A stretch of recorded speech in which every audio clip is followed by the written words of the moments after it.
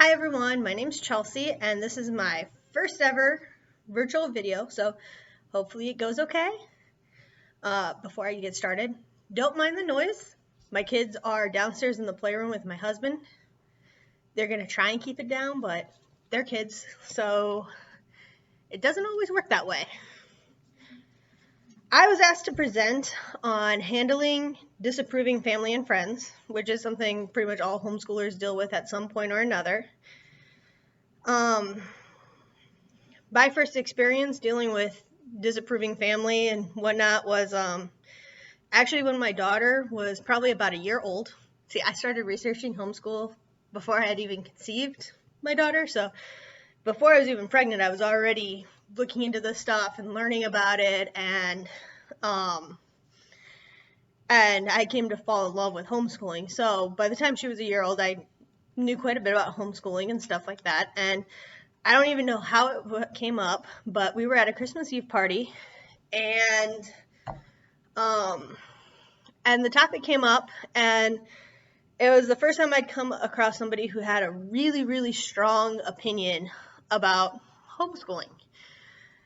And, she was talking to me, but her opinions were so strong that it was like, I get in maybe a sentence, and then she would go on for like 5 minutes about her view of homeschooling, and then I'd maybe get in another sentence or so, and there was nothing I could say. I couldn't bring up studies, I couldn't bring up, any positive thing, no personal experiences about my public school experience. No matter what it was, I was definitely wrong. Her opinions were just so strong. And she didn't have stats or studies or anything like that. It was just her opinion. But it was a very strong opinion, and there was nothing I could do to change her mind. And you aren't going to be able to change everybody's mind, honestly. It just kind of doesn't work like that. People they have their opinions and they're set on it, and that's okay. So, after that, I never really brought it up again. I just kind of let the topic drop because, like I said, my oldest was like 1. So I'm not going to be like every year at the party. So I still like homeschooling. I let it drop. And when she was 3, I actually sent her to preschool.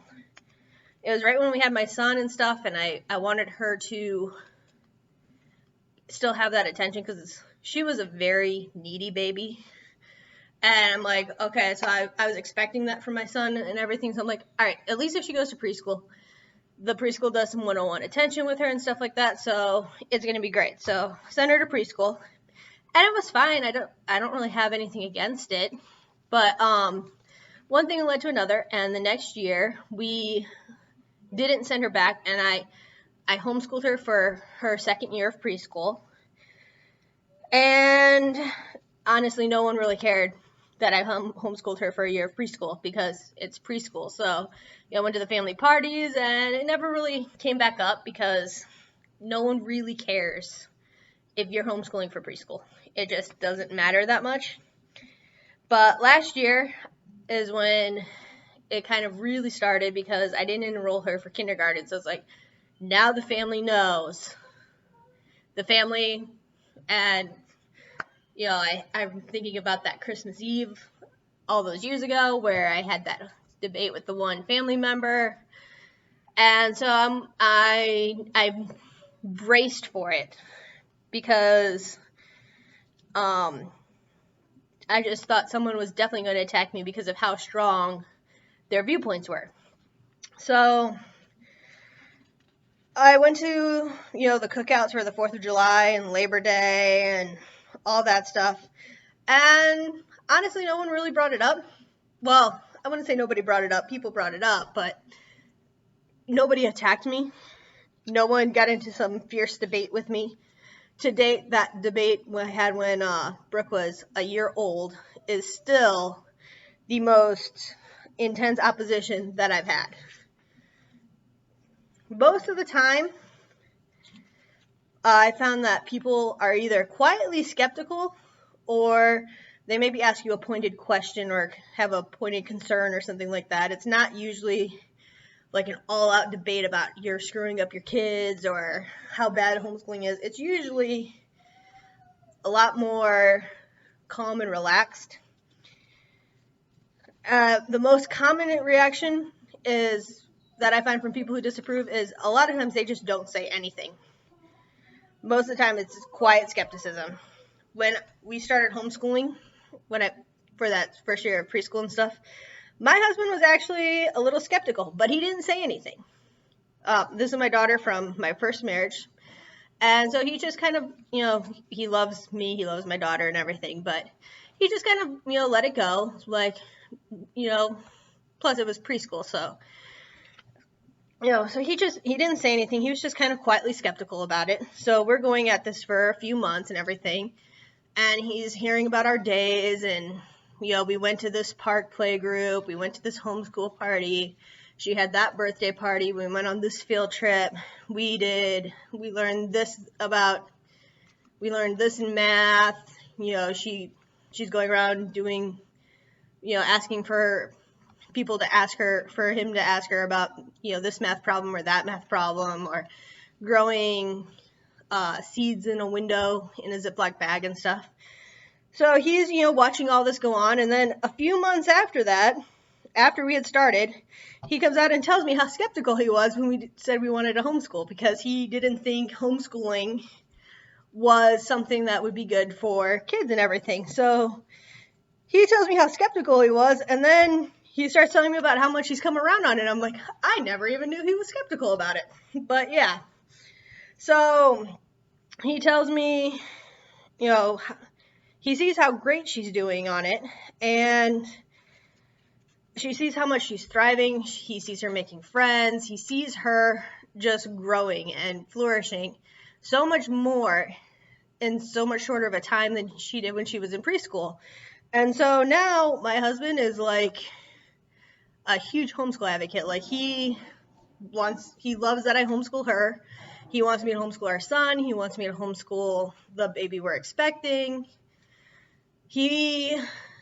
As stuff comes up and everything, he regularly says how glad he is that we homeschool. So, sometimes the best way to handle disapproval is to just kind of do it.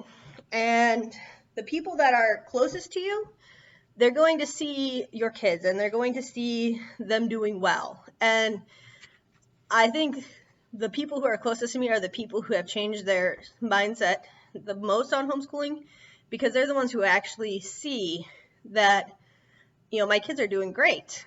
They're learning a lot. They have a lot of friends.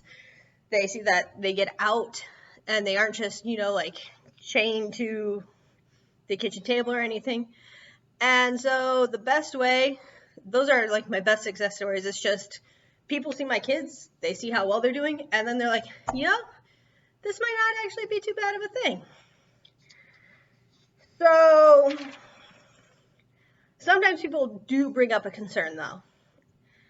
And I find when someone actually has a concern or a question, the best thing that I do is I just answer that specific question or concern.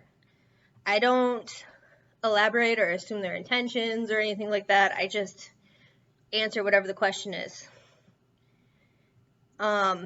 An example would be like, this is kind of a quiet skepticism, but at one of those cookouts I was talking about, I went and one of my cousins had found out I was homeschooling, that I didn't enroll my daughter in kindergarten. And she came up to me and was like, so just don't want to do the whole public school, private school thing? And I'm like, yeah, private schools are kind of expensive, and the public schools and private schools, they're not exactly what I really want, so we're just going to try out the homeschool thing. And that was pretty much the end of the conversation. It wasn't any more in depth than that. There wasn't a huge debate about it. It was just, that's where I'm going to try it out. And that's usually what happens is you'll answer their question and then the person goes, oh, okay, and they kind of drop it. Or they might have a specific concern about something about homeschooling. Like my aunt at that cookout asked me about socialization, and she wanted to make sure you socialize her. It was a really big concern. So, since it's my aunt and it's somebody that I care what they think, I go ahead and I address that concern. So she was asking about socialization, so I'm like, yeah, I definitely socialize her. She has t-ball, she does swim lessons, she's in flag football, she's in 4-H, we have a homeschool group. At that time, there was probably like 400 people. Now there's like 700 people in our homeschool group. And so we have so many people in the homeschool group, and we do homeschool parties, and we go on field trips, and we have park days at the park, and it's a lot of fun. There's a lot of kids, and she's well socialized. And I could tell she was still skeptical and stuff, but, if she dropped it, she's not going to argue with me at a family event or anything like that. And so since she dropped it, I dropped it too.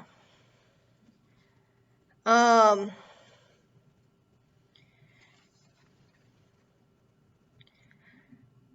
then, or another concern that I've gotten before is, well, can she go to college? And the answer is yes.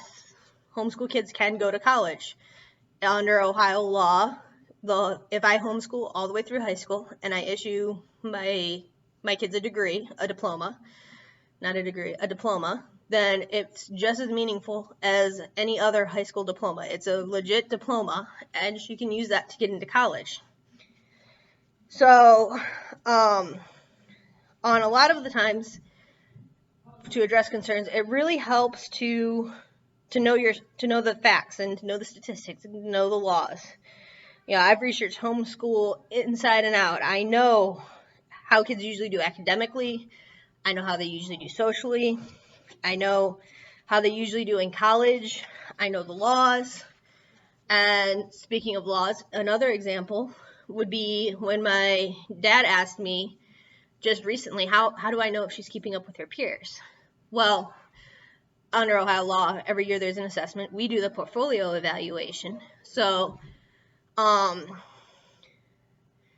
I explain, at the end of the year, we'll sit down with the certified teacher and we'll go over what we did for the year. And the teacher will sign off that, yes, Brooke is doing great. And then he was like, oh, okay. And that's kind of normal because a lot of people, they don't know. They're learning about it through you. You might be the only person they know that homeschools.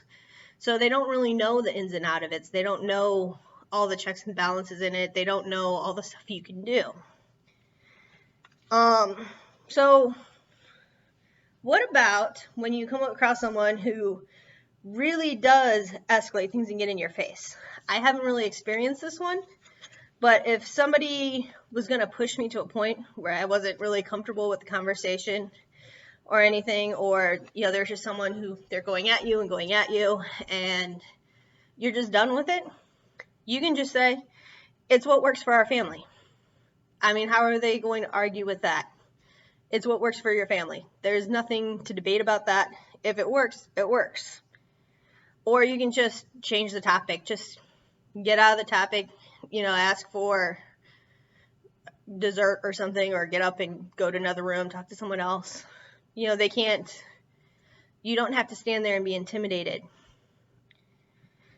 And then sometimes, honestly, the people who disapprove might be a complete stranger, and you don't even really need to address them about it, There was one time this pregnancy, I was getting blood work done, and I mentioned to the lab tech or the person drawing my blood, phlebotomist, I think, maybe, I mentioned homeschooling, and she just got real quiet and was like, oh, and you could just tell there was this air of disapproval.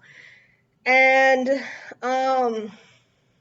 she didn't really have any questions or anything about it. She just, I think she bit her tongue or whatever. And, it doesn't really matter because she's not somebody that I see on a regular basis or someone that I feel really strongly I need to address that issue. If she drops it, then just drop it. And if it's someone in a store or something, then they don't know you, just you can just walk away. Like, if it's somebody that doesn't really, that's not going to really matter, not that anyone doesn't matter, but someone who you don't need to worry about their opinion, then just don't. You don't need to.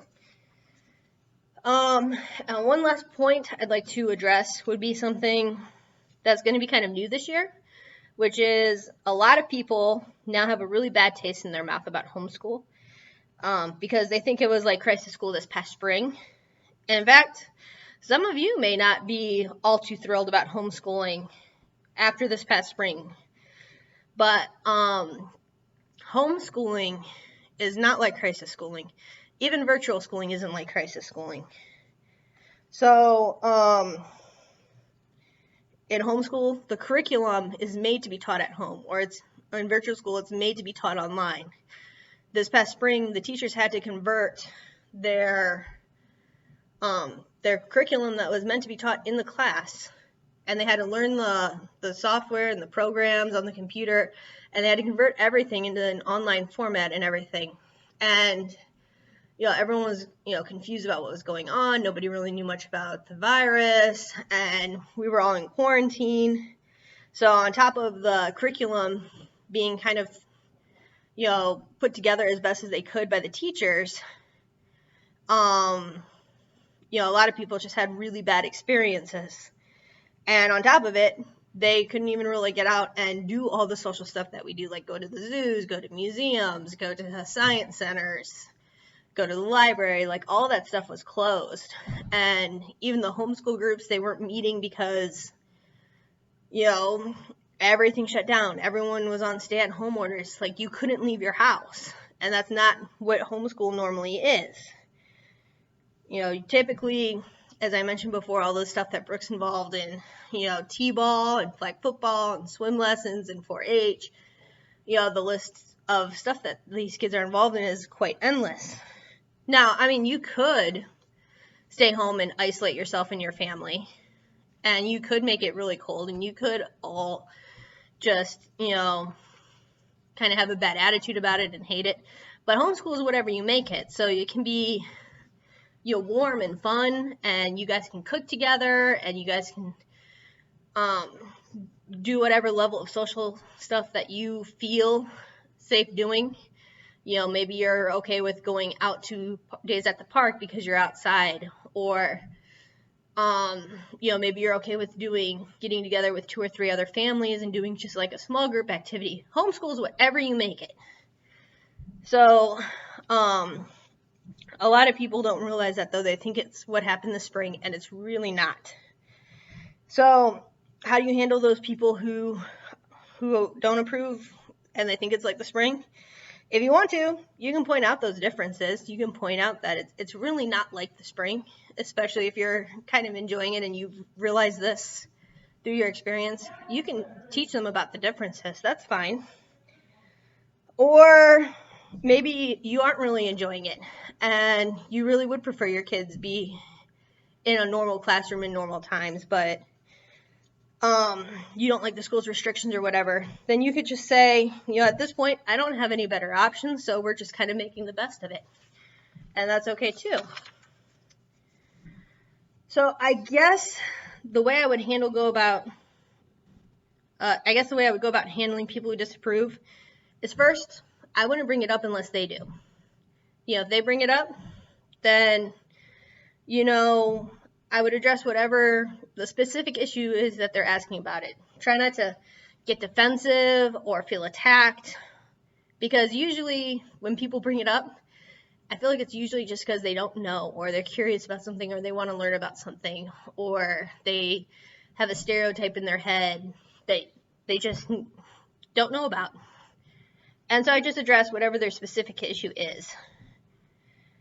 And to do that effectively, I feel it's really good to know your stuff.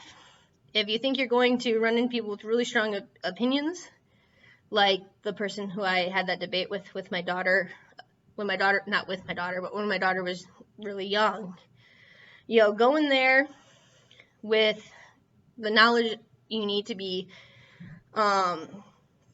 informed and prepared and confident, so that when they come at you with whatever you know what you're talking about.